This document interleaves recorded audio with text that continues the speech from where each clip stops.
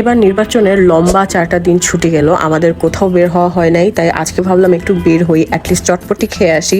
এজন্যই তাড়াতাড়ি করে রেডি হয়ে নিলাম। এই ছুটিতে অনেকেই ঢাকার বাইরে চলে গেছে, তো আই গেস রাস্তাঘাট খুব ফাঁকা ফাঁকা হবে। ঈদ একটা ভাইবস নেওয়ার জন্য আমরা বের হয়ে গেলাম। এরপর একটা বাংলা টুকটুকে উঠে পুরো ব্যাংককের ফিল পেয়ে গেলাম, কারণ রাস্তাঘাট আসলেই এত ফাঁকা ফাঁকা ছিল, মনে হচ্ছিল একদম ঈদ বা চাঁদরাত এমন। সো আমরা চলে আসলাম মিরপুর 14, নেমে ঢুকলাম ভাগ্যকুল মিষ্টান্ন ভান্ডারে, মেইনলি বাসার জন্য ঘি নিতে আসছি।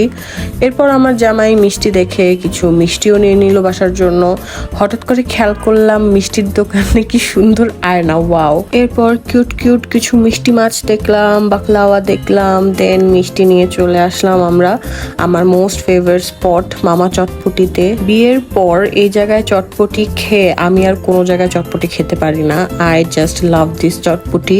একদম গরম গরম সার্ভ করে, খুবই মজা। মিরপুরের কারা কারা এই মামার চটপটিটা খাইছো আমাকে একটু জানাবা তো, আর তোমাদের কেমন লাগে সেটাও আমাকে জানাবা। সেদিন আমি চাইছিলাম একটু চাজোয়ে যেতে বোবাটি ট্রাই করার জন্য, ওরা অনেক ফেমাস, বাট আনফরচুনেটলি দোকানটা বন্ধ ছিল, তাই পরে আমি আর যেতে পারি নাই। তাই জন্য আমার অনেক মন খারাপ হয়ে গেছিল। সো আমার জামাই বললো তাহলে একটু মোমো খাও। এটা শুনে তো আমার মন আবার ভালো হয়ে গেল। সো আমি বললাম ওকে। তারপর আমরা চলে যাই আমার ফেভারিট স্পট দার্জিলিং মোমোতে।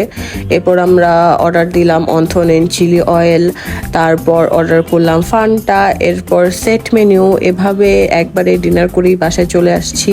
এই তো এখন বাসায় যেয়ে জাস্ট ঘুমাবো। That's all it for today. Hope you like my videos and thank you so much for watching. Bye.